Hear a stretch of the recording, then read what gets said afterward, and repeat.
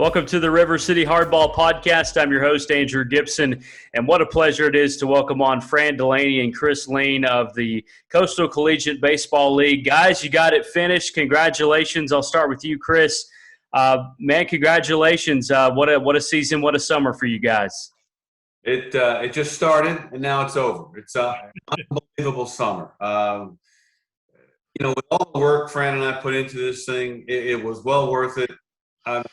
I felt a sense of sadness when it ended Tuesday night because these were all our boys. We got to know them. We helped them out with some situations and enjoyed watching their progress as we went along. But it was a good summer. I couldn't ask for a better start to the franchise. The first year is complete of the Coastal Collegiate Baseball League. Fran, what was this like for you? Hard work, but well worth it, like Chris just said. I mean, we put in a lot of work. With a two-man operation, you do everything from, we talked about it last time, from raking the fields to doing the website to, just making sure everything's correct. But it was well worth it. But I'm with Chris on it. It was bittersweet at the end. I mean, I'm going to miss these guys. It was, we got to spend a lot of time with really great kids locally and guys from out of town and the coaches and just in general, just even parents, everything was great. I mean, I can't, complain on that exit, but it was a lot of hard work, but like I said, well worth it. Chris, what was the most rewarding part of this for you guys?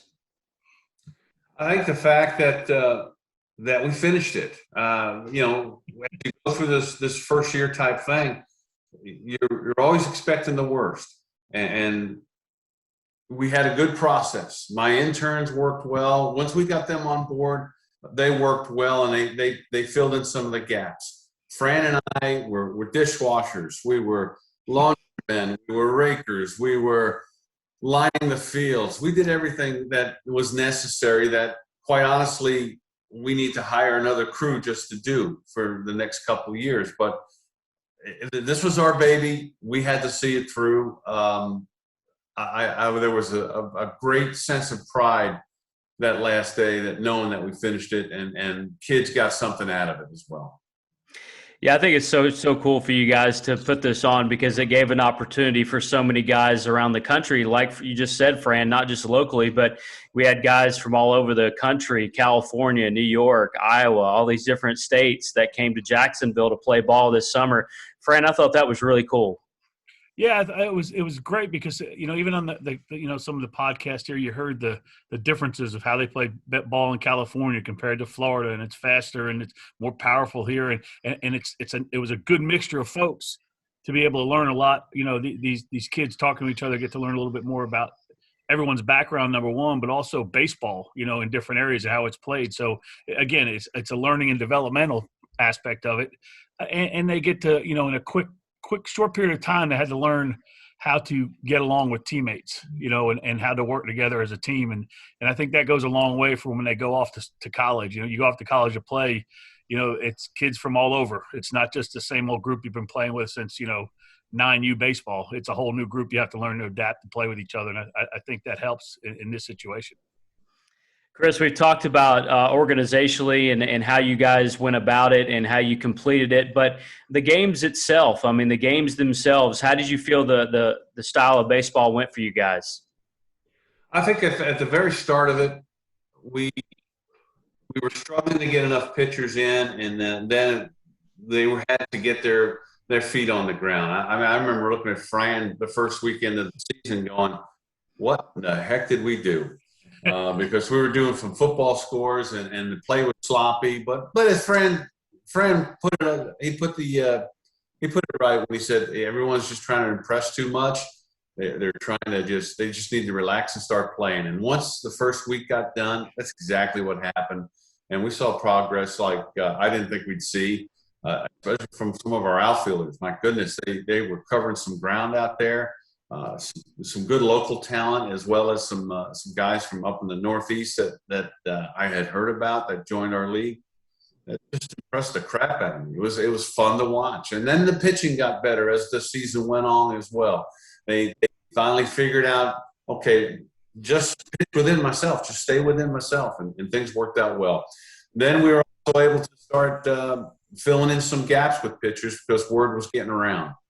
So that helped as well. Fran, how did you feel the play went on the field? I'll give you a perfect example from the first time we played somebody outside our league to the last time we played somebody outside our league. The difference in the way the play went was, 180 degrees. It was completely different, and you can just see guys getting better. We watched guys at the beginning and they're like, ooh, that swing may not get it through the league. And then at the end, they're just ripping it. When, again, I think it was all about settling down and understanding what they were doing. And a little bit had to do with understanding, who they were facing and seeing guys, quite often. And I think that helped with the pitching too. But the play itself was tremendous. Watching guys grow and get better. And a lot of that goes out to our coaches of, developing the guys and helping them out with a little thing here and there. And several of our ambassadors that reached out and spent some time with some of our guys. And really, I think, that goes a long way. I mean, you're listening to, say, a guy like Rick Wilkins, helping, a couple of catchers, not only defensively but offensively. And you're listening to a guy who played in the bigs. They pay more attention to that guy than they do me, I promise you that. Chris, you just mentioned a few moments ago the word getting out and the word getting around. Were you pleased with how, the word spread and the popularity grew about your league? I was. And one of our first things that Fran and I talked about as we started setting this up, we wanted to kind of get the word out through the media, but we didn't put a full court press on anything. We just wanted to take care of ourselves first.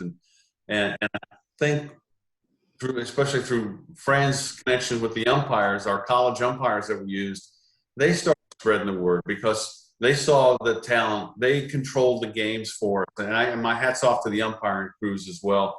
College guys that let the players play, give them a little rope to get their feelings out, and then they say, okay, shut it down. Let's go back to playing the game. Excuse me. But the word got out quick, and we were really pleased about that. I mean, I received an application for next year. Yeah. Excellent. Fran, was there anything about this league that you didn't expect that you guys ran into? Oh, let me wait. Where's that list at? No, I'm just kidding. No, not. Yeah, we didn't expect. I don't know. We didn't know what to expect. So it was very interesting because I think that's what made it so satisfying. Because you always think, Chris said, you always thinking the worst, right? Our thought process was like, oh, what if these guys don't show up, or what if these guys come and not play, or what if they're not very good people, so to speak. They're just here and they're just different personalities clashing, and what's going to happen. And so for me, the expectation was, oh, what's going to happen, like not knowing. And then as you got to meet the players and the coaches and understanding who they were and what they're about, it became really that was the overall success of it to me, was how they all kind of got along and played well together and kind of in the sand bucket, everyone played well together, and we didn't have a lot of issues from that. So, the expectations were, I didn't know what to expect. So to me, it was at the end of it, like Chris said, losing our guys, so to speak, they're leaving, you can tell when you have that feeling about guys leaving, you're not ready for them to leave. You want them to stay. Obviously, that made the expectations that much higher. Now, next year, that takes it to a whole nother level for us, right? We want that same intensity, that same work ethic, those same type of kids. So, it's up to us to make sure that happens again.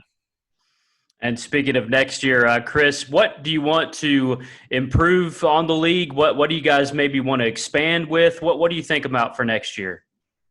Well, we're going to put a full court press on pitchers. That's first and foremost. We're looking to get up to at least 6 teams, which we wanted to start with this year. We did 4, and then with the addition of the North Florida Black Sox organization to kind of break things up for us schedule-wise. 6 teams is important for us next year. If we can stay at 6 for the next 2 or 3 years, that'd be great. We really establish ourselves well. But it starts with the pitching. If we have 10 to 11 pitchers per staff, per team, and then as the season goes along, obviously we'll find some injuries, guys that just want to play half a season, which didn't catch us off guard. But realizing that the recruiting didn't stop until the last week of the season in some cases. But that's it. The 6 teams, plus we want to, organizational wise, I think we want to get a little bit more invested in the community and get the community invested in us. So we've got some history now. We didn't have history last year, so it's just a player-funded operation, a 2-man operation with plenty of super people surrounding us, filling in gaps. It's my job starts in about another 3-4 weeks. I got to start looking for players. So here we go again. Yeah, Fran, you were just talking about that, how you take a breather one day and then the next day you get right back to work, right, Fran? Yeah, you have to. I mean, if our goal is to get that many pitchers, we got to start now. We got to get them interested. We got to, let them know how it was. And, the further it gets away from the season, the further we tend to forget how well things went as we're focusing towards the next year. So, yeah, I think it's important to stay with it. A goal is to get in touch with a lot of the, the coaches and just, start building relationships, with those guys and figuring out, them trusting sending guys our way. That's the big key. That the coaches need to trust that we're going to take care of their guys when they send them our way. A final few moments here with Chris Lein and Fran Delaney, both the 2-man operation that put on the Coastal Collegiate Baseball League this year, the Woodbat Summer League in Jacksonville, their inaugural season where the Dolphins reigned supreme, the champions this year. Chris, the Dolphins did well. They played well. They did, and there were one of the 4 teams where they had continuity throughout the year. They didn't have changes like the Turtles and the Hawks did for injuries or dropping out, guys just playing half a season type thing. The Dolphins and the Sharks were the 2 teams that pretty much kept the roster intact. And it showed. They played well together. There were some teams in the league that had some better talent, but these guys played best as a team as when it counted. Nate Landry did a good job. He let them play. He kept the amount of at-bats pretty much even. He understood what we were trying to get done here developmentally, and it just came out well for him. And that's the thing about it. It's not so much about we didn't stress winning in this league, but we stressed developing winning habits, and the winning comes as a result of those winning habits. And I think most of our guys got it. And we're just hoping that they propel themselves to a good fall season. We, like Fran and I talked about, we want them to keep in touch and let us know what's going on and how we can help. Fran, what's next on your list? What are you doing next about this league, Fran? Well, let's see. I'll just start at the top of the list. No, there's a lot of things we want to do. One is, Chris said it, get the community involved, right? We want to, we got a little momentum, is get it and drop it in some ears of the local community and see if we can get some support from that, and let's be honest, financial support from sponsorships on the back end to drop into the league, to help the players, be a little more successful, maybe to increase our size of our player pool because of that. But also, there's several other things I'm doing right now, like we're going to improve the website. We're going to improve a couple things there to make it a little bit easier for folks. And one of the other things that I'm kind of focused on right now is there's several of our players that are uncommitted and looking for places to play. So putting together some stuff for them to get out on social media, using connections that I have through umpires and some coaching and some of the local high school coaches to get these guys in front. I mean, they're really good kids, good kids just that love baseball, that want to play. They're not looking to go to Florida or, these big schools. They want to play baseball. They're baseball junkies, and they want to just, they want to just play the game. And you can see it in them, and they just have nowhere to go. And a lot of that has to do with, the extra year and the transfer portal and all those things that are going on. So anything we can do on that end to help them right now is our goal at this point. Again, that's part of our development, is getting them into where they need to get to. Chris mentioned it to the players afterwards. If our league helps escalate them into a bigger league, like a league, a higher level summer league, we've done our job. Or compels them into, getting an opportunity at a school, we've done our job. And if they come back, great. If they don't, go to a bigger league or a more, like I said, a more established league, then we've done our job also. There's a whole crew, we said it before, of baseball players across this country we can pull from to get here, to develop them and to get better. Chris, we've touched on this a few moments ago, but for those that may not be aware, what is your goal for this league, Chris?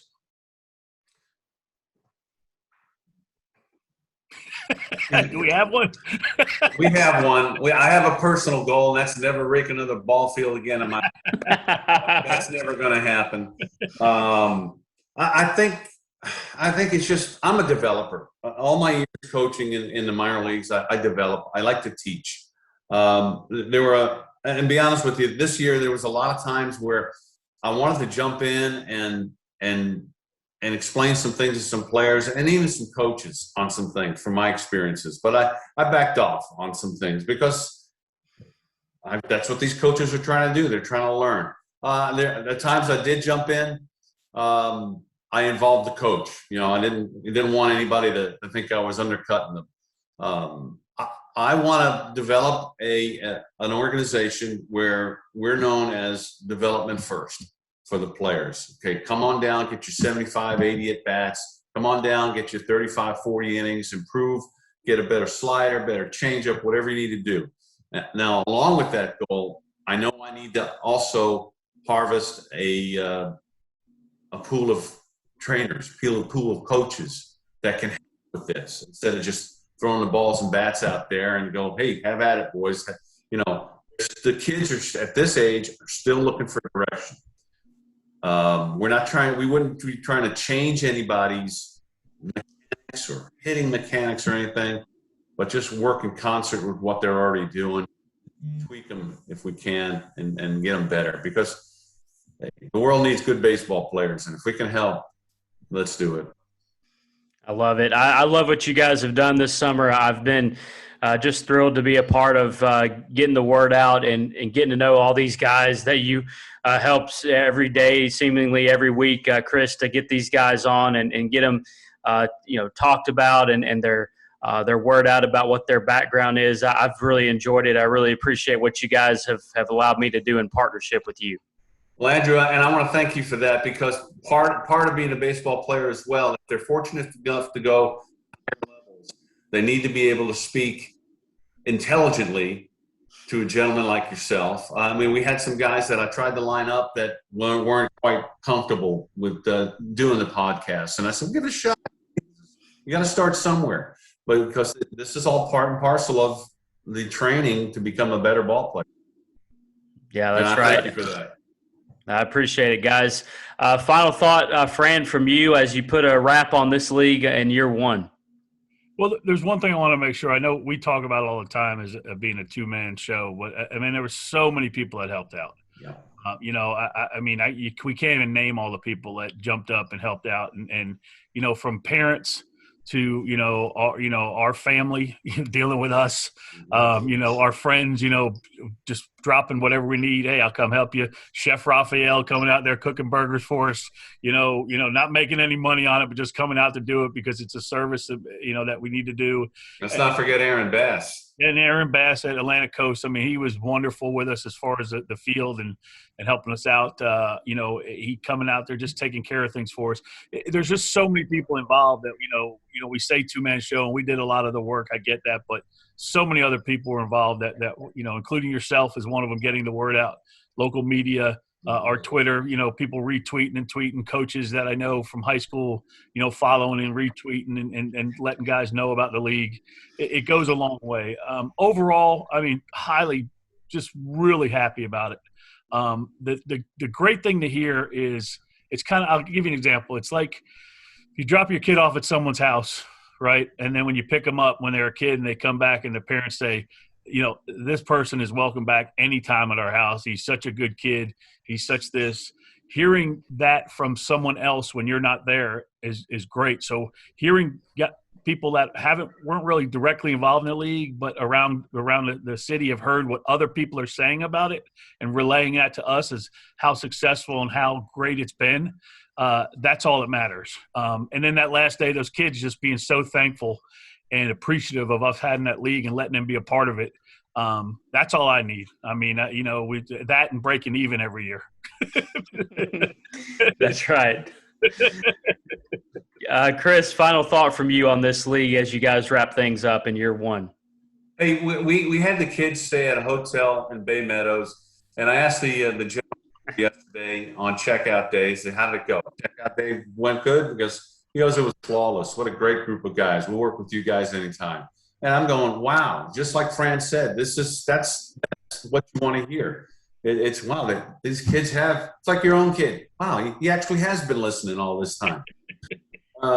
So that's a good thing because now we're taking care. Now my fun becomes now it's time to pay the vendors. I got to take care of everything and feed the bill because you saw Fran and I do this. That's zero expenses, nothing coming out of our pocket. That was another one of our goals, and I believe we've reached it. So I'm pleased about that.